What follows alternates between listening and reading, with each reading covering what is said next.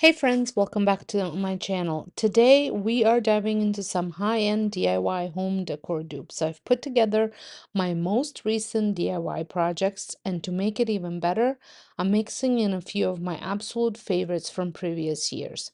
Because why not bring the best of both worlds together? These dupes will give your home that amazing high-end store look for way less. So if you're ready to elevate your space without breaking the bank, let's jump right in.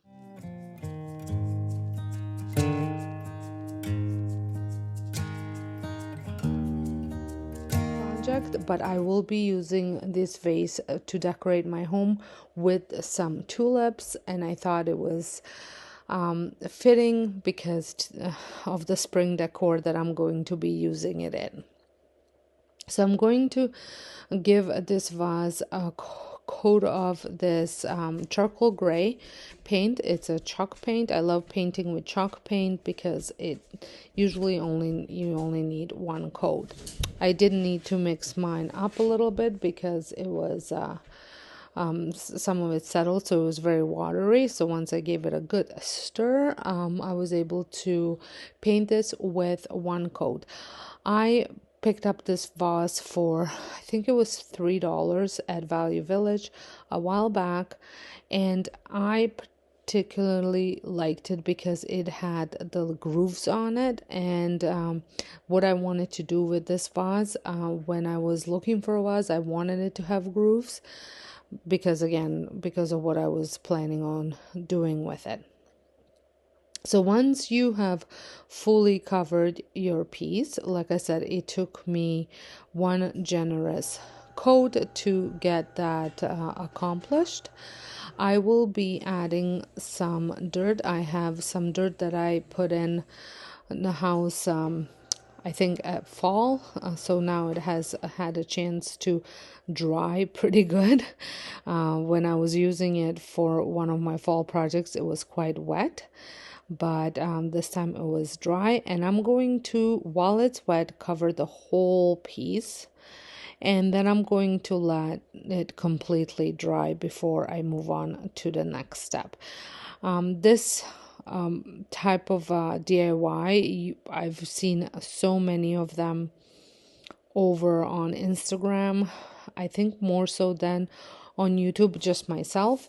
And the vase is a high-end dupe for sure, because these type of vases at Pottery Barn, or even is it Anthropologie Home or Our House? I don't know if Our House has them, but anyways, they are quite expensive, in hundreds of dollars, and mine was $3, and I had all the supplies. So once it had completely dried, I'm just taking a brand new clean brush, and I am just brushing the vase completely, trying to get all that loose dirt off. I will also be taking a rag and just rubbing it off as well in some spots, just so it's rubbed off more in some spots, less in the other, just to give it a little bit of depth and definition, to give that rustic look. I love these type of makeovers. Like I said, I've made a couple of them, not necessarily with well, even with dirt, but I have made them with sand. I have made them with flour and cornstarch and all sorts of stuff, and I just think it just gives all the pieces that you're making over more of a rustic look. I especially love doing these type of projects with Christmas ornaments. I think that's one of my favorite things to do. So here it is, all done, and I absolutely love it. You could go one more step and spray it with the sealer. I might do it later. And then here it is with tulips, and I think it looks really nice. I'm going to be using it on my coffee table in my family room because I had a taller glass there with some flowers, and my husband continuously complained that he couldn't see the TV. So the shorter vase will have to be here from now on. For DIY, this is super easy. no skills required whatsoever. So I had this pizza tray from Dollarama, and I've used it for several different things. So I just was cleaning it up so it's nice and clean so the paint can stick to it. And I'm going to be recreating this look. So I think when I got my tray, I paid around $2. As you can see, this is $450.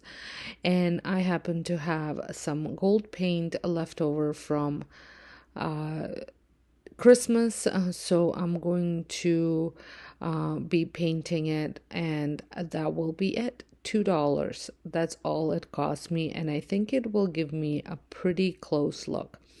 So originally I was going to use spun gold, and you will see in just a second it wasn't going on the way I had wanted it to go on. Maybe if I added some Mod Podge to the bottom of it, it would the paint would stick better, but I was worried if I added Mod Podge it would cover up all the little dents that this tray had, this pizza plate had, pan had, and I kind of wanted it to have all those dents and bends in it because I think it would contribute more to that etched look that the original piece had.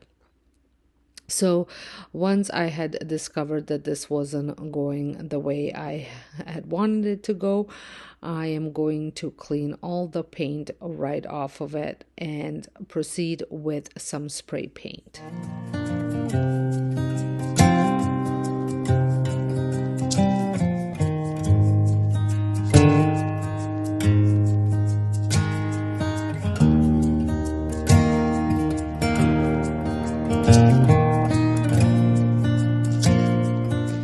So here it is, and I'm going to spray paint it. I did go outside to do this because I do my DIYs during nap time most of the time, so I didn't.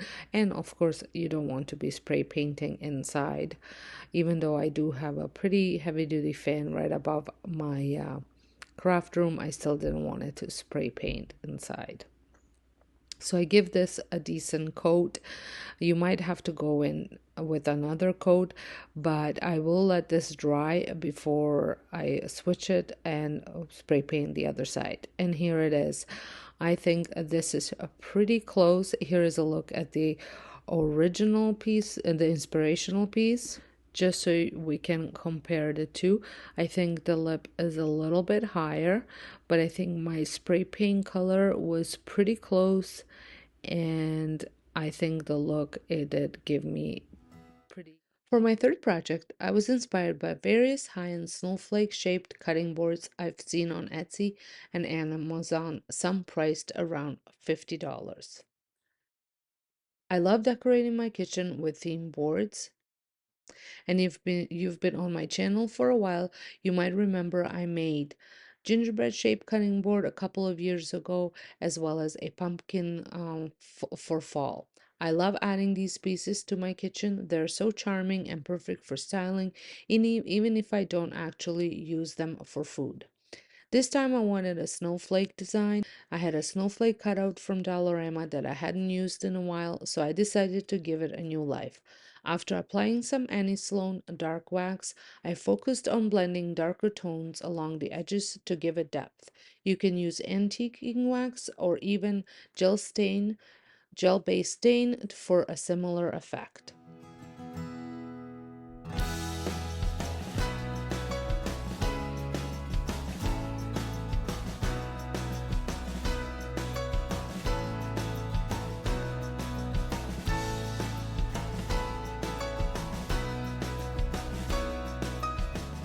What I love most about these boards is that they're completely customizable. You can create them in any shape or color to match your theme. This one turned out so beautiful, it's already styled in my kitchen for winter. And if you're looking for them at Dollarama, they do come in raw wood, so you can even use any type of stain you would like or watered down paint color if you don't want to use wax or gel stain. Pretty. Now moving on to the last DIY. I love using books, decorative books, to decorate either on floating shelves or in my hutch or on top of the coffee table, fireplace, and whatnot. So I had seen this stack of books, and the price is per book. And as you can see, it is $69, which is not overly, you know, budget breaking or whatnot, but I do feel that I can make it for almost free. So I just picked out a book from my book stack. I wanted it to have a hardcover, and I think this one would work really good. I originally wanted to make a couple of them just to give couple different sizes look, but I realized once I started doing gathering my supplies for this DIY that I only had scrap pieces of this drop cloth. I for some reason thought I had a full pack of it, but nevertheless, you can make as many as you want. I'm just going to show you how I made this one, and the process would be exactly the same for all the rest of the books that you would want to make. So like I said, you want to pick a hardcover book. I just think that would be easier to work with, preferably something that's not as bright colored as this, because a little bit was showing. And you could also paint the cover in case if you only have the bright colored books. And then to create that design on here, I am adding a good amount of hot glue and just little strips of it, but you want it to be fairly thick. And you want this to completely dry before you move on to the next step, because you don't want to squish it.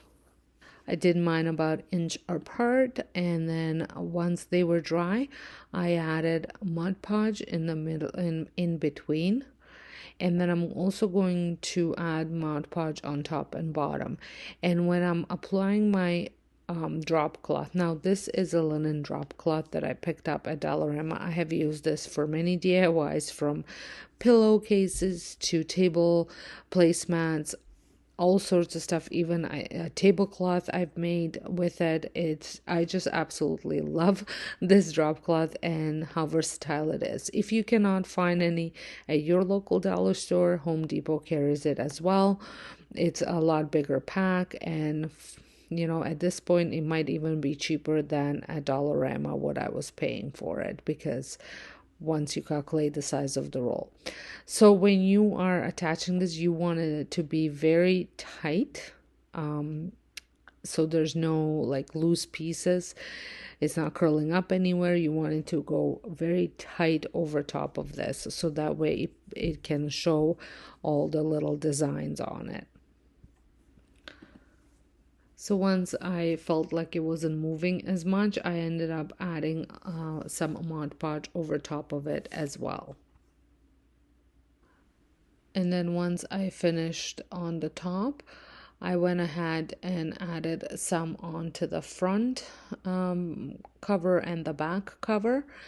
And to keep the linen in place while the Mod Podge is curing, I did give it a couple dots of hot glue on the inside and folded the linen into it. I actually end up using the hot glue for all the folds, just to make sure that it stays in place. Also going to clip it just to make sure it stays in place. And now I'm going to do the same thing on the other side.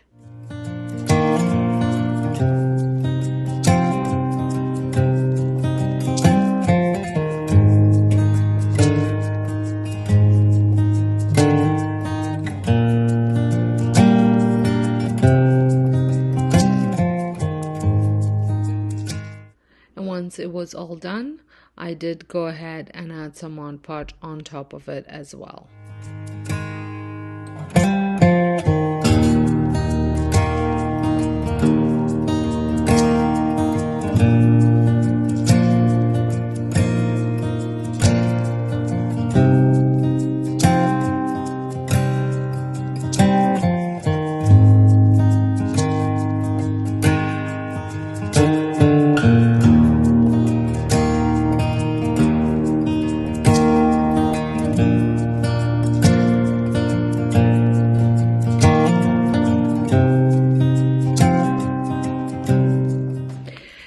like I mentioned, for the folds, I'm going to be hot gluing them. But here I'm just showing you how nicely the design is showing up.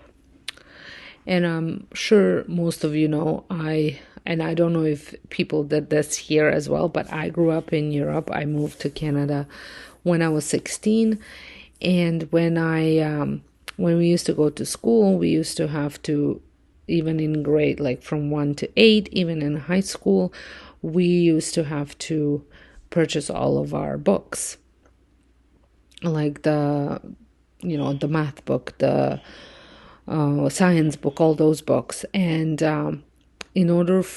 because they had to last me a whole year, and the covers weren't hardcover or anything like that, so we used to get some either butcher paper or wrapping paper or just a really nice paper or even newspaper and wrap the books in it to protect the covers. So this is what this had reminded me of doing, is wrapping our textbooks for school. So if you ever wrapped a book, you just do exactly the same thing that you would have done when you were wrapping the book. I think this is going to be such a great addition to my decorating. I'm thinking I might use it on a floating shelf just to lift some decor up, and it'll add also a really nice look to it.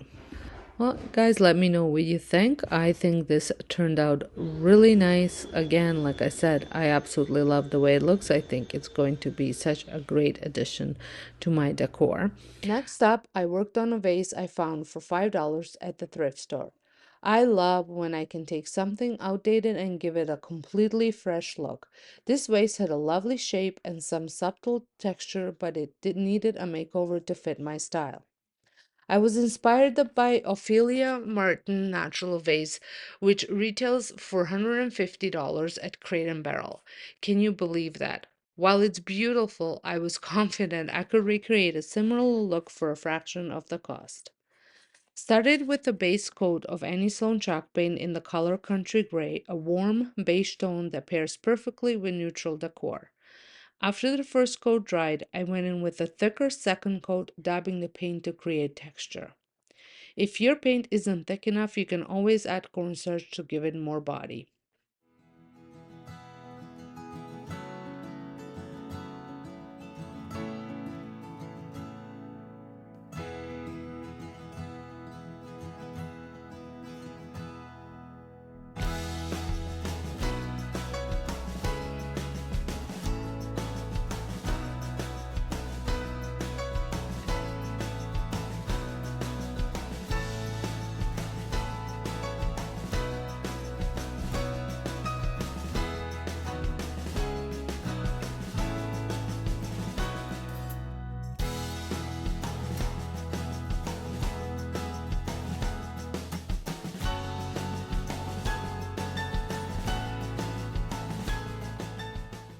Once that layer dried, I blended brown and beige paints using a damp sponge, softly adding color to random spots for a natural age effect.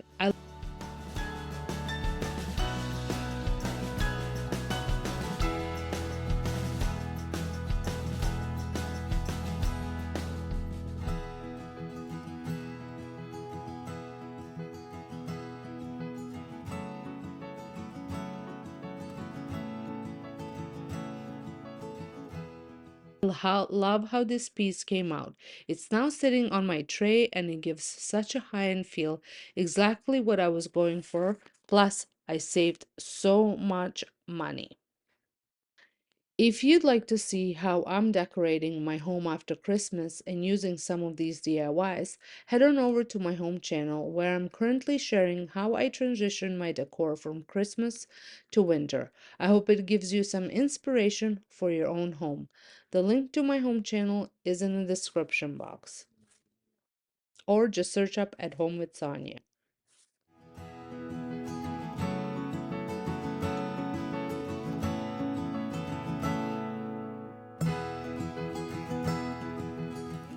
And it will be this bunny print. I had found this bunny on Canva, and I had actually switched it to black and white, and I also cut off a part of his body, so just the head is in the frame. And then I picked up this canvas over at Dollarama. You can get them at Dollar Tree, I'm pretty sure, as well. I love using these because they have a really nice frame. It's not the best quality frame, but I love using it, and I have made so many different signs with it, and it seems to hold up throughout the seasons. I will be removing the canvas because I do want to expose the little wood frame. I'm just marking it off where I'm going to cut the canvas.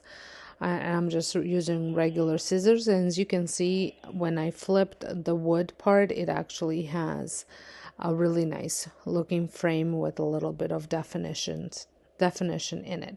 So what you want to do is you want to cut the canvas around the marked section, so that way it fits, the frame fits right on top of it. You are going to flip it to where you're going to be adding the print on, so that way you're adding it on to the correct size. And I'm quite impressed that I actually cut it pretty close. Usually there's a flap overlapping, and this time it looked perfect. So I'm just going to mark off where it's kind of the frame's going, just so I know how to glue the print onto it, so that way I'm not covering any parts of the print with the frame. For attaching the print, you can use school glue. You can use really, I don't think I would use hot glue, but I ended up using Mod Podge because I wanted to add some on top of it as well. But you can totally just use school glue if you wanted to. And I'm cutting this out because when I printed it, my printer left some sort of an ink mark on top of right above his head, so I just want to remove that. You could totally leave the whole piece as is and just glue that on, because you are gluing it just right on white, so it wouldn't really matter. But I cut it out. I didn't cut it like perfectly right up against the line, but I did cut it up, leaving a little bit of a white border around it, just so I wouldn't mess up. So I never have luck with these Dollar Tree foam brushes. The bigger ones are okay, but these little ones, they're not a very good quality. There's too much empty space on top, so it has no structure to it. So whenever I'm applying paint or even glue, it just doesn't work. So I'm just switching out the brush and then applying a generous amount. You want to cover all the areas, so that way it goes on pretty nicely. Once I had it on a canvas, I added some Mod Podge over top of it as well. You should probably wait till this dries. I don't have such patience, and I just went ahead and did it right away. And then I proceeded on gluing the frame, and I am using hot glue to do that. You want to be careful that you put it right exactly where you want it to go. This tends to be sometimes an issue for me, and I mess up in this part as well, but I did take my time and made sure I put it exactly where I wanted it to go. And there you have it. I think this turned out so cute. I absolutely love the way he looks. You can find these prints where I live at Bouclair, and they are around $20-$30. Mine was about $2, and I love them. Today's DIYs with the wicker tray that I picked up thrifting just this past weekend for only $3. Honestly, it was one of those finds where you know it has potential even though the color isn't quite right. I love the design and style, but I just couldn't see it fitting into my home without a little update. As I was brainstorming ideas, I came across a similar tray online at Maggie & Co. priced at $39. I loved the color they used, but knew it would be a challenge to recreate. While searching for more inspiration, I found some baskets on the same website with the shade that I absolutely loved, so I went for that instead. To achieve the look, I used creamy acrylic paint mixed with a touch of brown and a bit of water.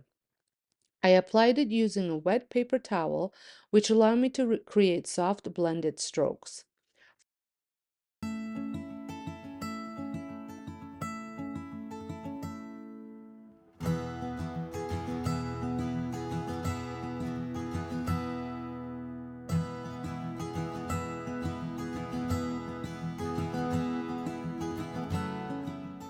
For the details and crevices, I used a sponge brush to make sure everything was covered evenly.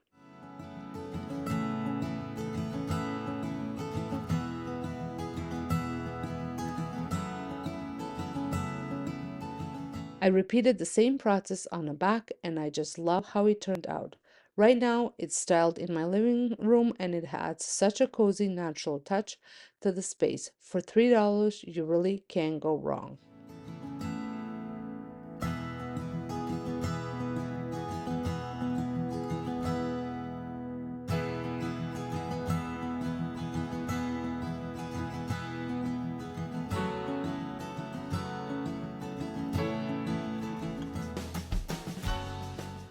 For the last DIY, I've been so excited to recreate this for a while now. I've been searching for vintage salt and pepper mills, but I couldn't find any in secondhand stores, thrift shops, or even antique stores. Online, they're quite pricey. On Amazon, they're over $200. So when I came across two of these at thrift store for just $5.99 for both, I knew I had to give them a makeover to achieve the vintage inspired look I wanted. I took inspiration from a tray I recently purchased, which had this beautiful aged gold finish, and I decided to recreate that look on the mills. I started by spray painting them fully in metallic gold for a base. After that dried, I began layering on different shades of gold, soft gold, yellow gold, and a touch of black, using a craft sponge and a brush. However, I quickly realized that the surface was too slippery and the paint wasn't blending the way I wanted it. I switched to using a paper towel and it worked perfectly. The texture of the paper towel allowed me to dab and blend the colors seamlessly, creating a more natural vintage look. To ensure the finish wouldn't rub off, you can seal everything with the matte Mod Podge layer. This will also give the surface better grip for blending the paint. The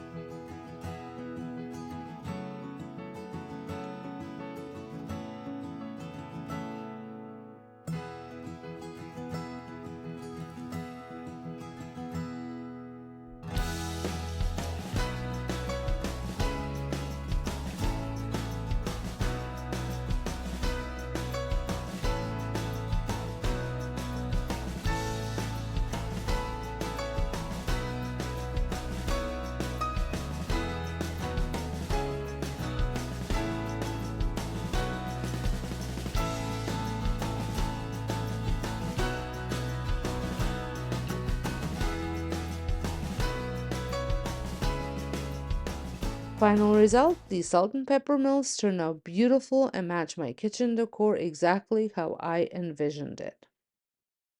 Thank you so much for joining me for these high-end DIY dupes. I hope you have found some inspiration to recreate designer looks on a budget.